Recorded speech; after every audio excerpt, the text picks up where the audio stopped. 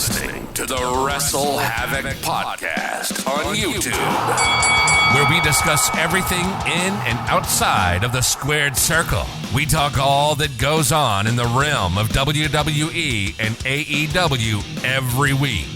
And now, here's your host, the one that will give you a reality check on pro wrestling, Flamin' Rick, Ricky DeReyes. This is the WrestleHavoc Podcast.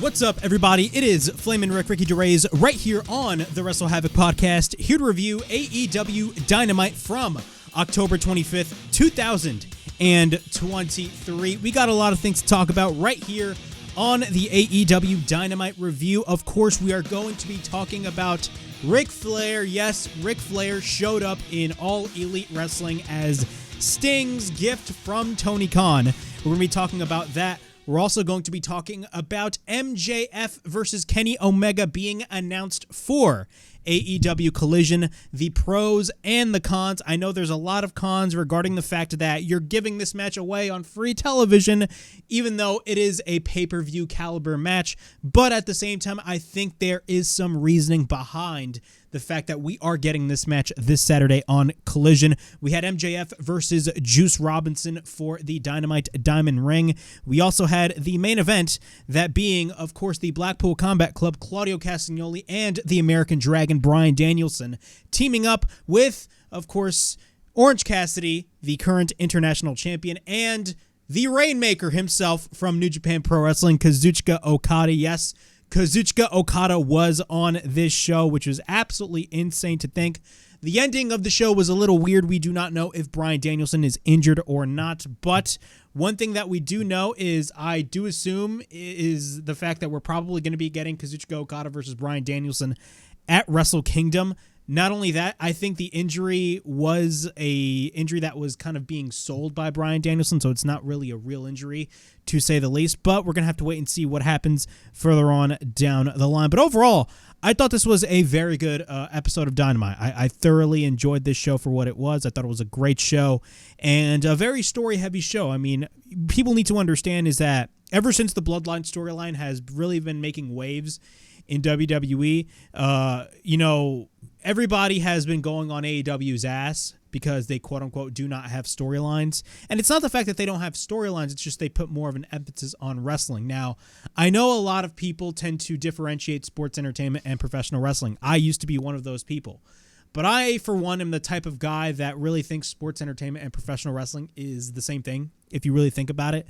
But I feel like wrestling comes in all shapes and sizes and all different forms of professional wrestling. And I think what AEW has done, especially on this show in the past couple of weeks on Dynamite, is the fact that they're really, more story heavy. And I really like that. They're more story heavy with the Adam Cole and MJF storyline. Of course, that took a halt considering Adam Cole is currently now injured, or maybe is injured. We do not know. But, of course, we also have the Adam Copeland and Christian Cage storyline, which has been phenomenal. And, of course, the bigger storyline and the bigger picture as to who is the man in the devil mask. Because we all know that's MJF's mask, but it's not really MJF, to say the least, because he did make an appearance on this show. So we're going to be talking about all that and much more right here on the AEW Dynamite review. If you guys haven't, of course, please make sure to like and subscribe to the WrestleHavoc Podcast right here on YouTube, in which we discuss everything in and outside of the squared circle. Make sure to like and subscribe for more content, and as the freaking referee would say, ring that damn bell for more notifications. Of course, if you guys had missed it, the very first episode of WrestleHavoc Daily is up on the channel. So if you guys haven't checked out the very first edition of WrestleHavoc Daily, in which I talk about the return of TNA Impact Wrestling, or TNA Wrestling, as Impact Wrestling is going to rebrand once again into TNA.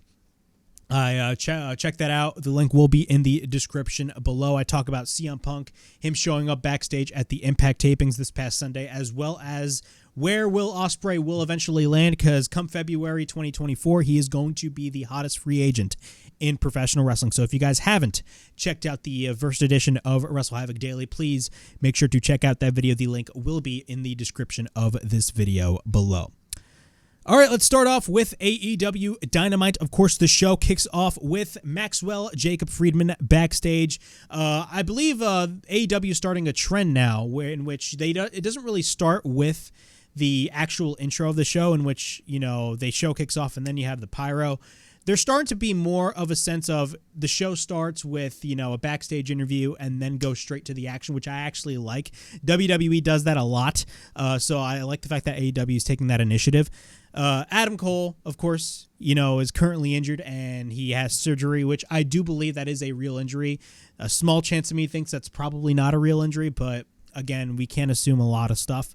MJF tries to call Adam Cole, but when he tries to call Adam Cole, Adam, that being, of course, Roderick Strong, comes in and he says, I will take pity on you and me and the kingdom will help you out.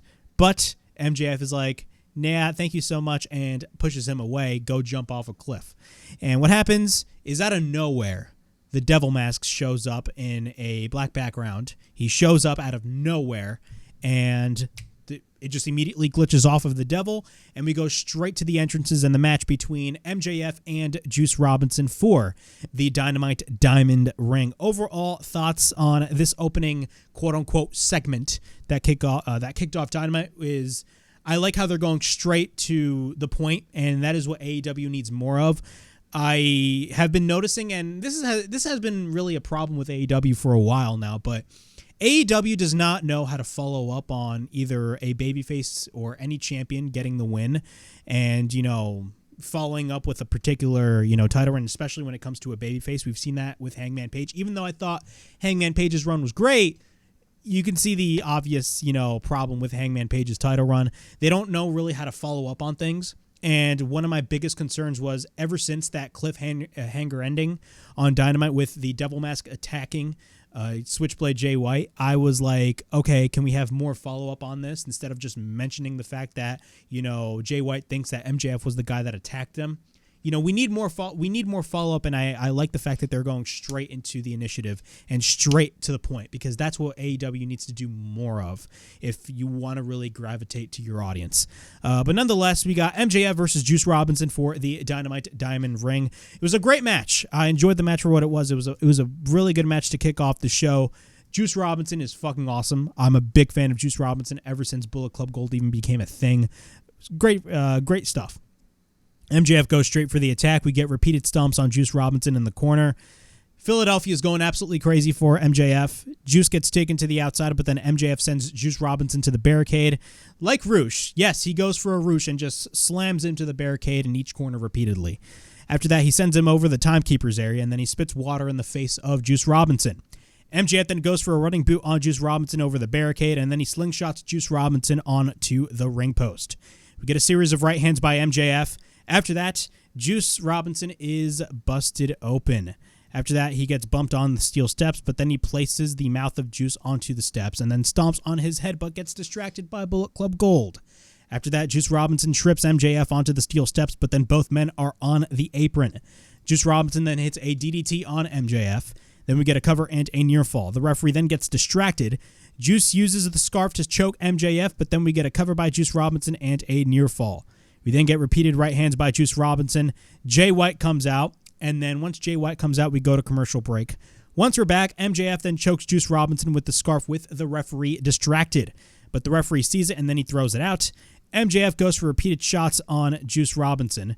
After that, he slams Juice Robinson, and then he bumps Juice repeatedly headfirst onto the turnbuckle. Then he bites the head of Juice Robinson and then whips Juice onto the bottom turnbuckle. MJF then sets up the kangaroo kick with the crowd going absolutely apeshit, and then he goes for the kangaroo kick. MJF runs the ropes, but once again, the Guns sweep the legs. They interfere in the match, and they sweep the legs of MJF. Then Juice goes for the high kick, and then we get a cover and a near fall. Juice then hits MJF. MJF then dares him to hit him. After that, we get the thumb to the eyes on MJF. After that, we get the poke to the eye of Juice Robinson by MJF later on.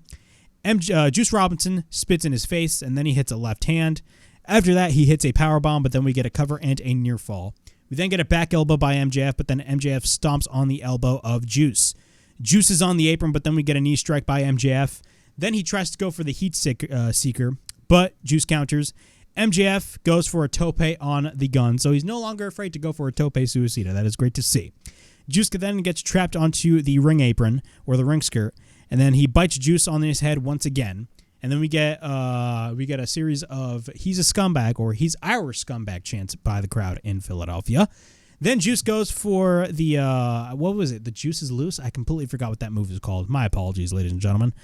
We get a cover by Juice and a near fall. Then the referee sees the guns. Juice has the fake ring, but MJF grabs his Dynamite Diamond ring, and this was great to see, of course. The goal of Juice Robinson is if he wins the Dynamite Diamond ring, he's going to pawn it, and he's going to sell that shit. But Juice had his fake ring from TJ Maxx, and MJF had his Dynamite Diamond ring. MJF actually hits him with the ring, and then he hits the guns, then goes for the Heat Seeker, and then we get a cover, and he gets the 1, 2, 3, and MJF retains for, I believe, the 5th year in a row. Holy shit, I feel old. The Dynamite Diamond ring and wins the match. After the match, MJF, of course, gets attacked by the guns. Then the Kingdom come in. Matt Taven and Mike Bennett fight off the guns. So it looks like the Kingdom is going for the aid and giving the aid to MJF. But Jay White comes in. The guns grab MJF. MJF spits in his face, and then the Acclaimed. Yes, the Acclaimed. Daddy Ass, Max Caster, and Anthony Bowens come in, and Jay White is pissed, and he says, listen, focus on the sound of my accent, forget about everything, forget about all the things that are going on around you. Of course, guys like Joe, Kenny, Wardlow going after you, the Devil Mask, whatever, and focus on the only thing that matters, and that is the man standing with the Bang Bang belt. That has a good ring to it. Instead of calling it the Big Burberry belt, which is the actual abbreviation and the actual naming of the Triple B, he called it the Bang Bang belt. So it is really the Triple B, the Bang Bang belt. I love that. He's telling you he will never get his hands on that championship again, because at Full Gear, he will pummel his face into the ground and he will follow. Everybody will follow the Switchblade. After that, the Guns say that he still has his ring, but they want something that he still owns, and those are the ROH Tag Team titles, and they challenge MJF for the Ring of Honor Tag Team Championships. MJF interrupts, and he accepts the challenge from the Guns. And he says Jay will see him at Full Gear, but he isn't waiting to get his hands on him at Full Gear. So it's official, not really official, but we all know it's official that we're going to be getting Jay White and MJF. That is already confirmed. But also, and this is pretty much official, MJF is going to be pulling double duty, and he is going to go after the Guns, or I shouldn't say he's going to go after the Guns. The Guns are going to go after him, and he's going to be defending his ROH Tag Team titles against the Guns. And could this be a scenario in which he's going to be defending those titles on his own, just like he did at WrestleDream a few weeks ago against Dark Order? We're going to have to wait and see, but I think that's going to happen. After that, he says next week on Dynamite, he takes him up on his offer, and Bullet Club Gold versus MJF versus 3 members of his choosing, because nobody is on the level of the Devil. Devil. After that, Roderick screams his name, Max! Instead of Adam, it's Max! He says he's obviously going to pick us, right? And then he says, you 3 versus me, Mike, and Roddy. Or I should say, you 3, that being MJF. MJF is like, you 3, Mid Mike and Mid Mike and Mid Matt. He called them. I completely fucked up my notes. So Mid Matt and Mid Matt and Mid Mike takes on Roddy the Simp Strong. You 3, Mid Matt and Mid Mike. Holy shit, take on Mid Matt and Mid Mike and Roddy the Simp Strong. My apologies, ladies and gentlemen. I fucked up my notes real bad here. Get those 2 big boys and use that wheelchair and roll off a cliff, you bald bitch. That's what MJF stated. My apologies for that fuck up right over there. My notes are messed up. If you guys want to see my notes, clearly check it out. It's the funniest shit ever. But he says, roll off a cliff, you bald bitch. And then the Acclaimed say, then you will pick us, right? And then MJF is like, I've known you, Max Caster, for a long time, and I never liked you. And if you think that I will tag with you, no, you will not tag with me. So basically what happens is Caster after that says, you're saying that there is a chance, and then Bowens is like, everybody loves the Acclaimed. Caster wants to scissor, but instead MJF closes his fingers and then leaves. While he walks up the ramp, he says, "Not a chance." And then what happens? Mr. Kenny Omega's theme song plays, and Kenny Omega comes out on the ramp. And like last week, where MJF, basically says, I believe, 13 days, bitch. Originally, that originated from a Being the Elite skit, and then it made its way into television, so I liked that.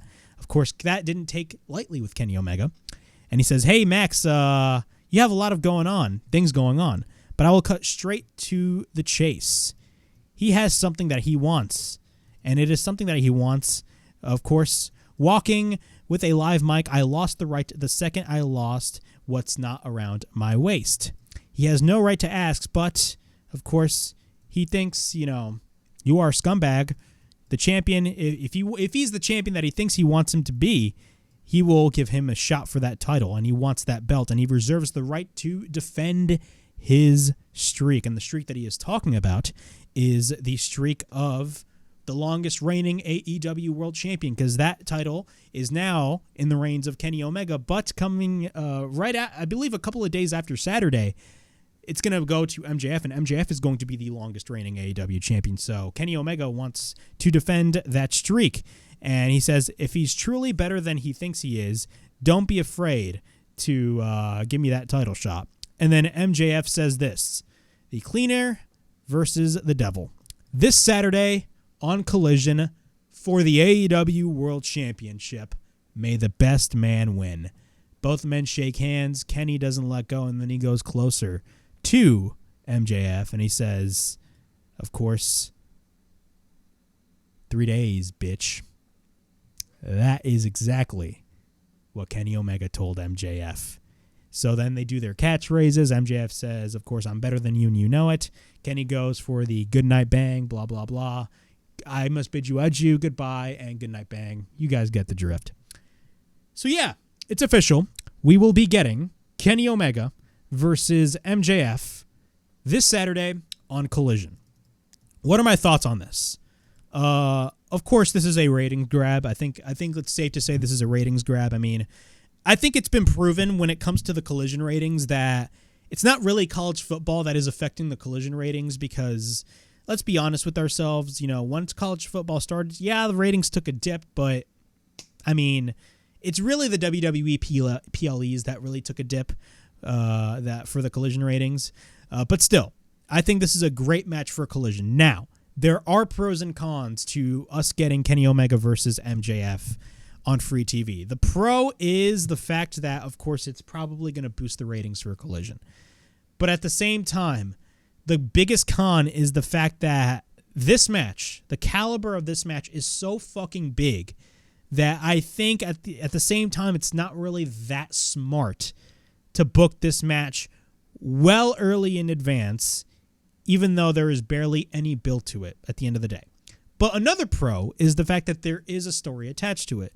And that story is Kenny Omega wants to defend his honor of being the longest reigning AEW World Champion in the company's history.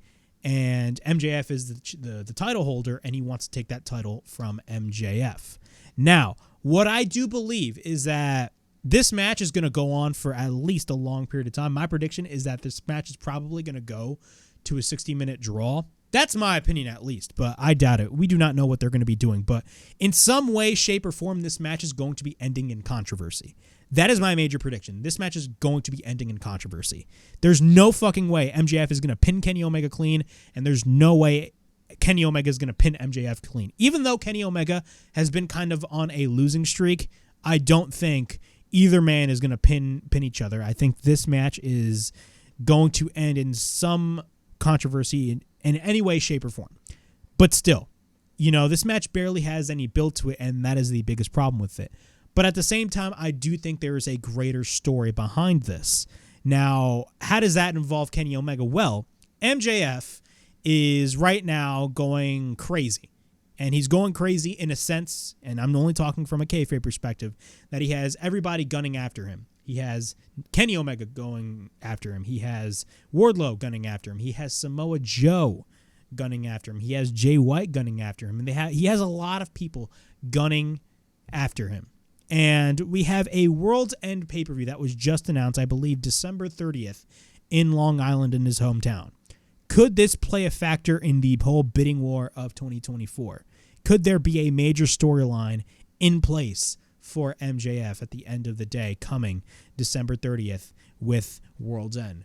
Something major is going to be happening at the World's End pay-per-view. I do not know, but I do think regarding Kenny Omega and MJF, there's a greater story to be told, and I do believe further on down the line there is going to be a future program between both men, because there's no way that this match is just going to be given away on free TV and there's going to be a clean finish, because there's no way at all that this match is going to have a clean finish.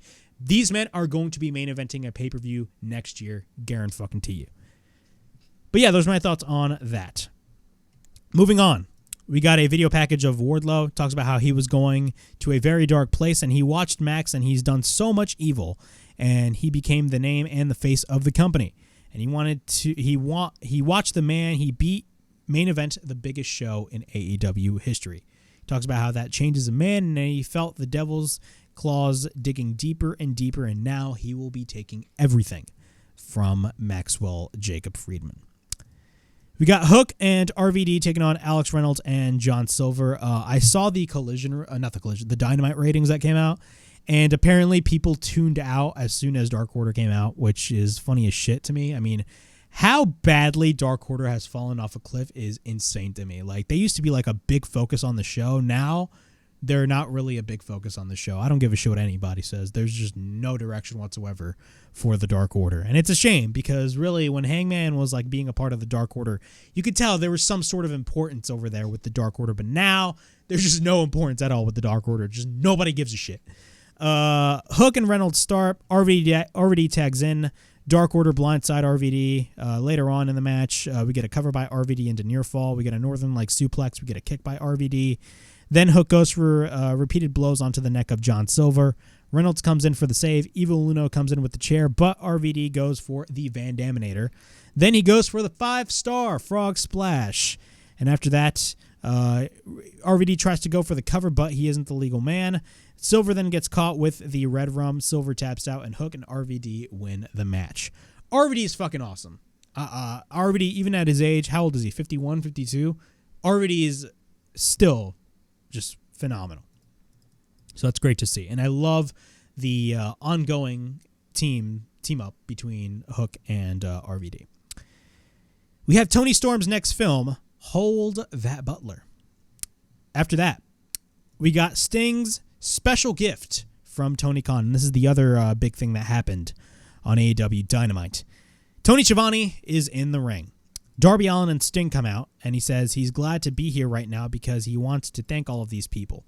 2 people in particular, because there's so much history in his career in Philadelphia, and he wants to thank Philadelphia, and it's been a great run.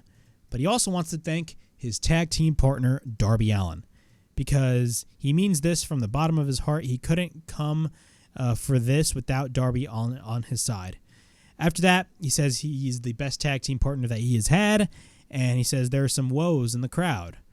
Darby is the man, and he wants to thank someone who made all of this happen, and that is Tony Khan. Tony, he wants to thank him for that phone call to come back to grapple a little longer, and then to go, ow!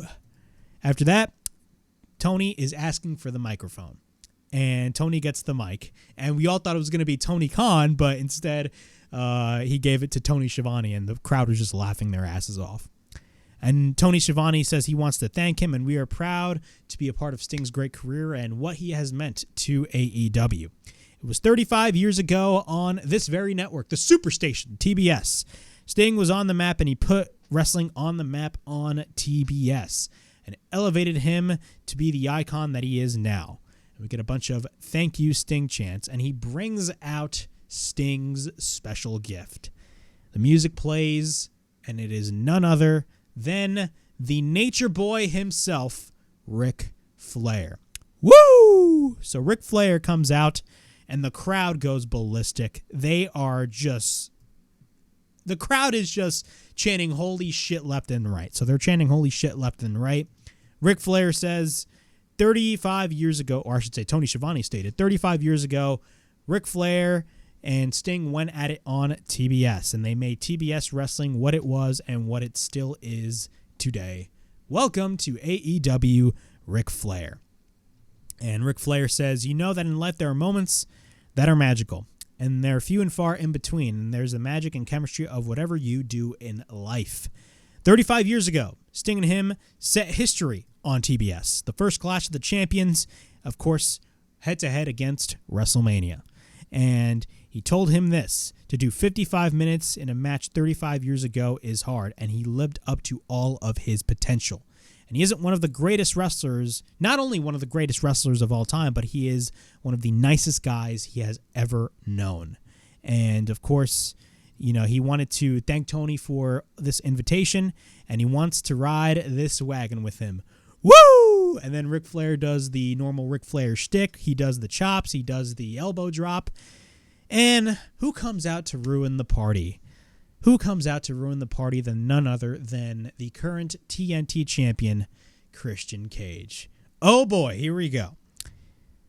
So Christian Cage has the microphone, and he's like, so Tony Khan is a billionaire, and this is the gift that he gives to Sting for his retirement. So Tony is basically giving him a suit and a tie, gold chains, and a black liver. Great gift. It's really impressive that he's actually moving around. He looks great. Relax, people. I know Ric Flair isn't dead. I also know, and this line, I don't know how he got away with this line, but this is so fucked up. He knows Ric Flair isn't dead, but he also knows that there is not a God, and if there was a God, Ric Flair would have been dead 20 years ago. How do you say shit like that? Jesus, Lord, forgive me. The reason why he's out here is because last week, Sting and Darby decided to stick his nose into his business yet again. How's your arm feeling, Darby? And I'll finally give you one more chance in Philly. It's something that your Phillies couldn't get done. Take a look at something. You'll never be champion ever again. And it is obvious that this situation isn't going to go away. This is his proposition. He knows Sting has the dream about retiring in AEW, but he sees it differently. He doesn't need to wait for Revolution. If he wants him, he can get him right now. He's saying there is 3 of them, and there's 2 of them and Ric Flair. At Full Gear, get yourselves a partner, and your retirement is going to be more like a funeral. And of course, he says, somebody hit the champ's music. Nobody hits his music, and he's like, somebody hit my music. Sting interrupts, and he immediately sneezes. He says, I'm sorry, then sneezes, and then he's like, I'm allergic to jackasses. Darby and him will find a partner. See you there. Overall thoughts on this segment.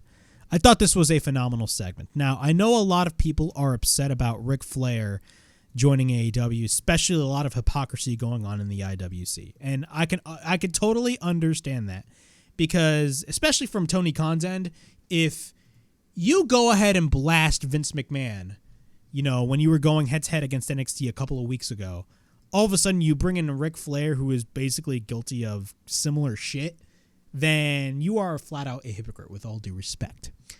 But I'm going to be brutally honest, right?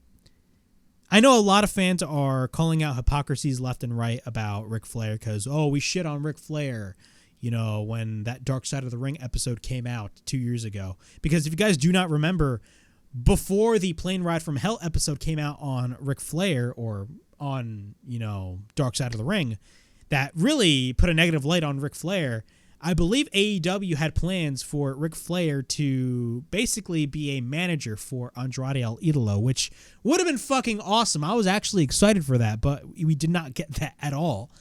This is my opinion on things. I understand the hypocrisy end, and I do believe that there is a lot of hypocrisy, especially in the AEW fan base. Blame the fan base, but do not blame me, because I did not say shit. When the Dark Side of the Ring episode came out, I already knew the full fucking story.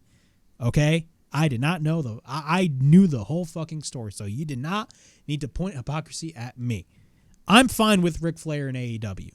Do I think he's going to be wrestling? Fuck no. I think Tony Khan is pretty smart to know that, like, no, we're not gonna. We saw what happened last year. We're not gonna have Ric Flair fucking wrestle in a wrestling ring. I think it's very dumb, to say the least.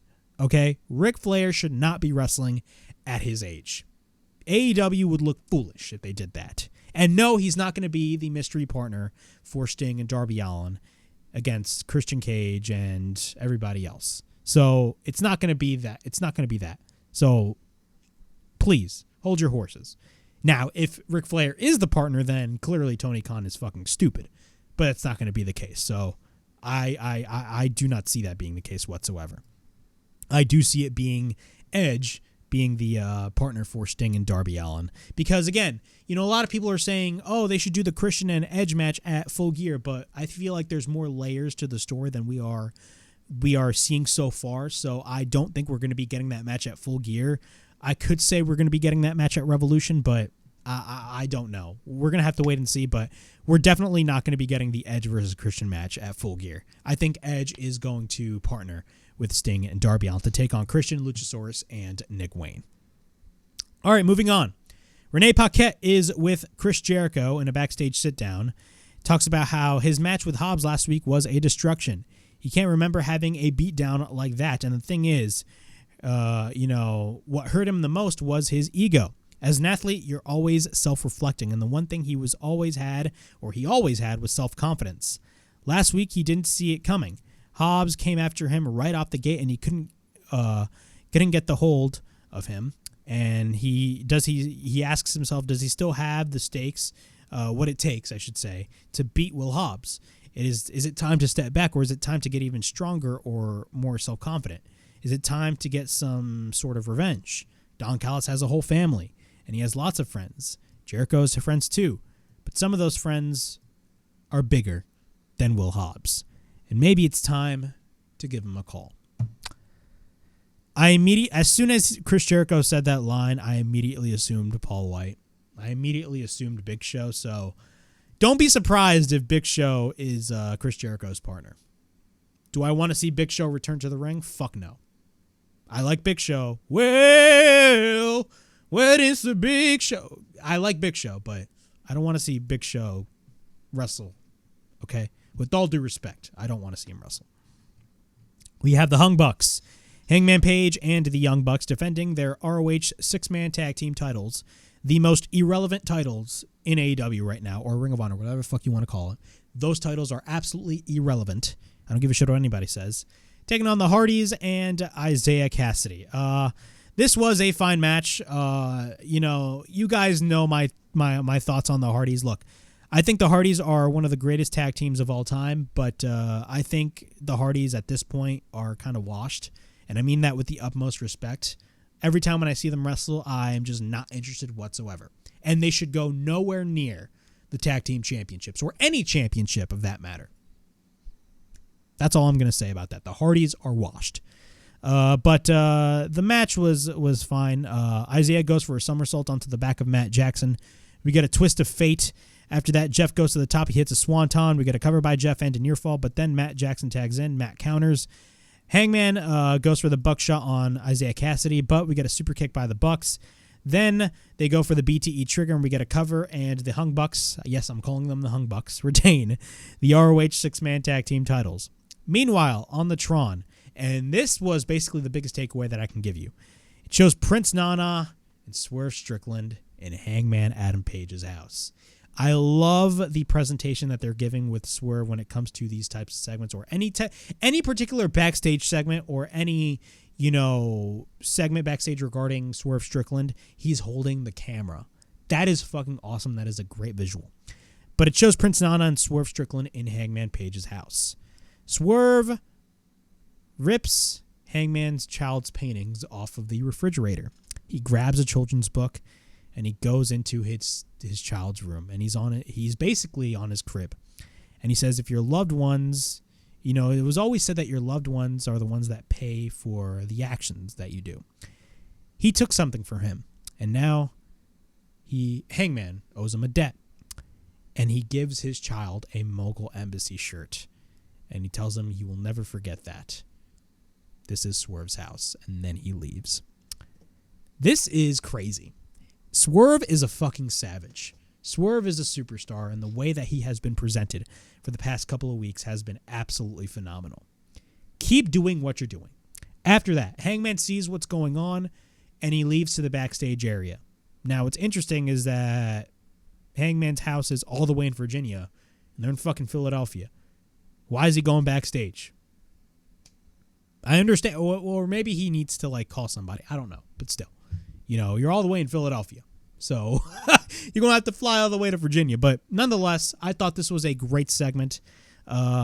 Clearly, they're going to go on with the feud between Swerve Strickland and Hangman Page, which I think is the right decision to make because this match is, or this feud, I should say, is really going to take Swerve on a different level. Hangman Page, yeah, he's going to get elevated a little bit, but really, this feud is tailor-made for a guy like Swerve Strickland. Mark my words, Swerve Strickland will be the AEW World Champion sooner rather than later. That's my opinion on things. This was freaking awesome. Adam Copeland is backstage, and he talks about Christian Cage. Talks about how nothing has changed, and his friendship with Christian is more important to him. Darby Allin and Sting come in, and or I should say Darby comes in, and then he tells Adam, "Do not be stupid. You think last week he wanted to break his face? It's kill or be killed." And then Stinger interrupts. I said Stinger? Sting interrupts. And he said he had the blinders on, and he learned how to see through guys like Christian. Open those eyes quick before it's too late. And Sting just goes ballistic on Edge, and he says, "Listen to what I am saying before it's too late." Just screaming at him. There's no way back. Do not mess it all up. Get with the program. This was great. Pretty much I'm assuming that Edge is going to be the partner of Sting and Darby Allin. But nonetheless, I loved the line of, "I learned how to see through guys like Christian Cage," because he has history with Christian Cage back in the days of TNA. I mentioned this beforehand. But Sting and Christian, of course, if you guys do not remember, when Sting signed a contract with TNA, now, the first time Sting appeared in TNA was in, I believe, 2003, which was, I believe, the one-year anniversary show of the company. And this is when they were in the Asylum in Nashville.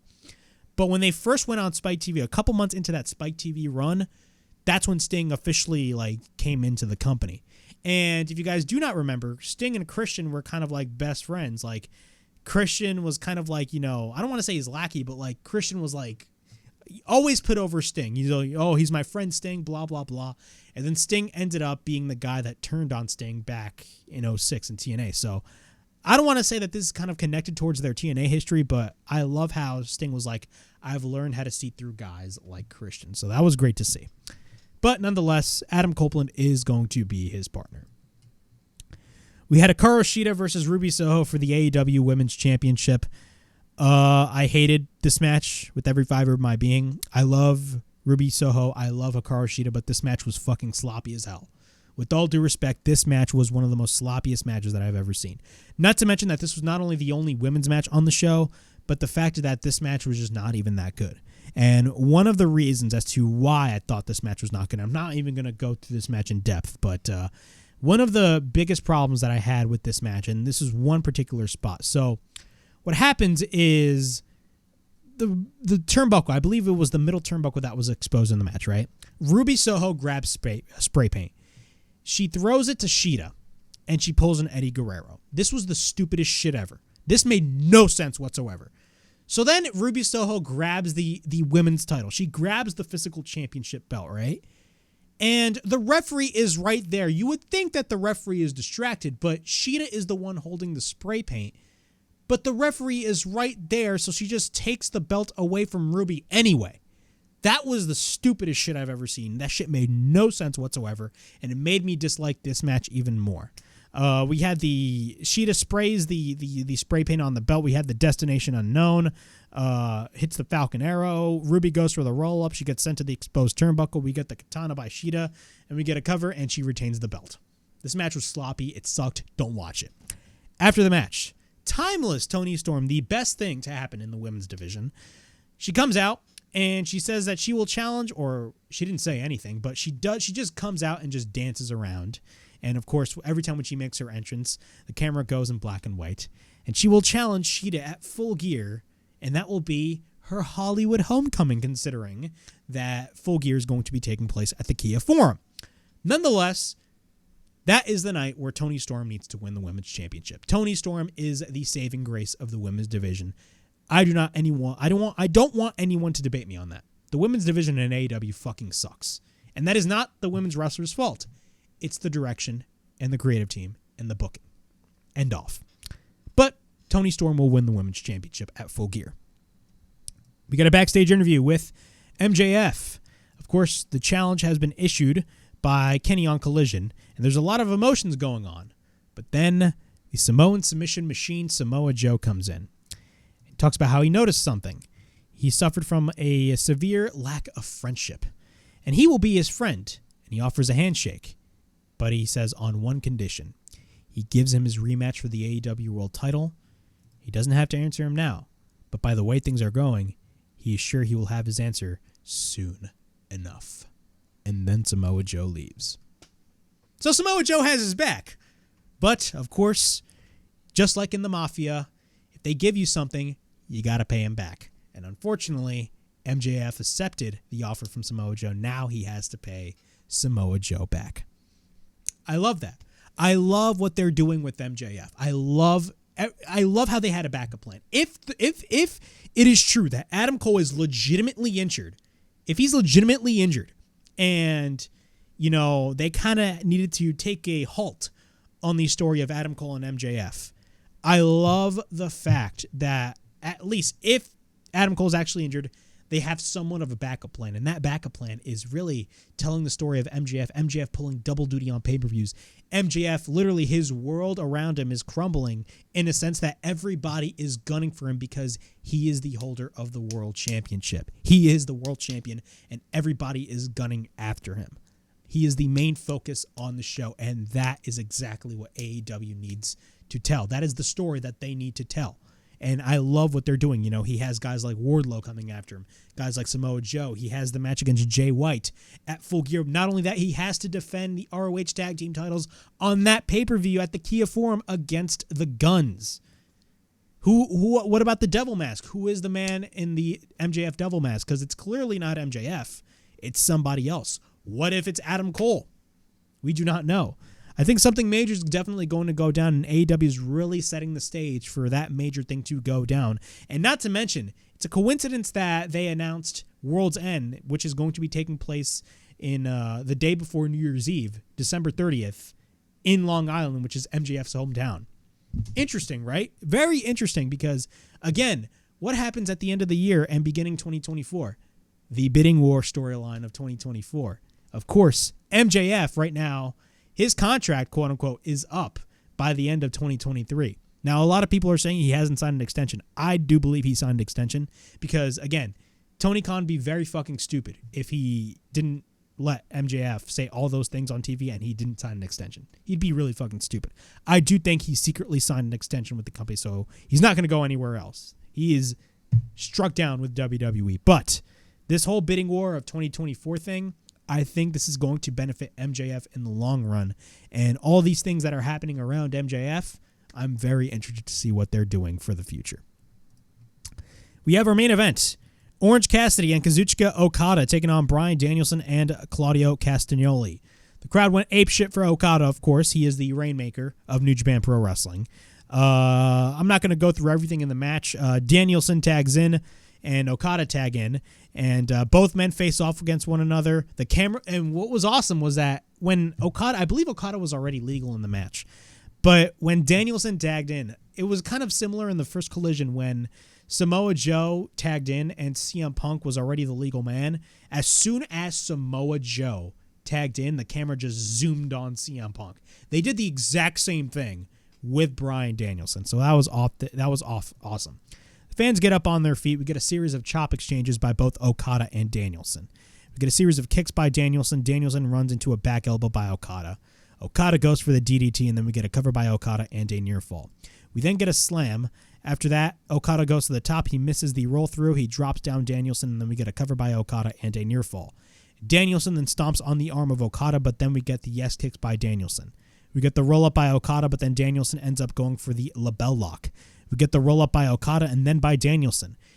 Okada tries to go for the Rainmaker. But what happens is we get a series of chops by Danielson. Okada then goes for a series of right hands, but then both men clash each other down. Claudio Castagnoli tags in. Orange tags himself in. He goes for the crossbody, but then Okada ends up hitting the high boot. Orange goes for the cover and a near fall. We get repeated kicks by Orange on Claudio. We get the Tornado DDT countered by Claudio for the swing, which was such a great transition. I loved that. Orange tries to go for the Stunt Dog Millionaire. We get the spinning DDT by Orange. Orange goes for the cover and a near fall when Danielson makes the save. Orange then goes for a crossbody off the top. We get the Orange Punch caught by Claudio into the swing. After that, he applies the sharpshooter. Claudio makes it into the center, but then Okada goes for repeated boots. Claudio goes for the uppercut. You know, everybody talks about the encounter between Danielson and Okada, but, bro, Okada and Claudio were really going at it too, okay? They had great chemistry in this match. We get an uppercut by Claudio. Okada gets Claudio up. He drives him down. You get a slam by Claudio. He goes to the top, hits an elbow drop. Danielson off the top hits a dropkick, but Danielson lands into a dropkick by Okada. And then we get the Orange Punch by Danielson and then the Rainmaker by Okada. Claudio comes in. Springboard uppercut by Claudio. We get the pump-up uppercut by Claudio on Orange after that. And we get a cover, and the Blackpool Combat Club get the win. After that, Danielson, I believe, is selling the Rainmaker shot, and Danielson is getting checked on by Doc Samson on his face. Rocky Romero, Best Friends, and Hook come out, and basically everybody just faces off against one another, and the show ended very weirdly. Now, I do not know if this is a legit injury by Bryan Danielson. I assume it isn't because we haven't heard any stories of any particular major injury regarding Bryan Danielson. But nonetheless, if Danielson is selling this injury, I would assume that we're going to be getting a rematch between Okada versus Okada and Danielson. I do not think it's going to be happening at Full Gear, even though it'd be huge if that match happened at Full Gear.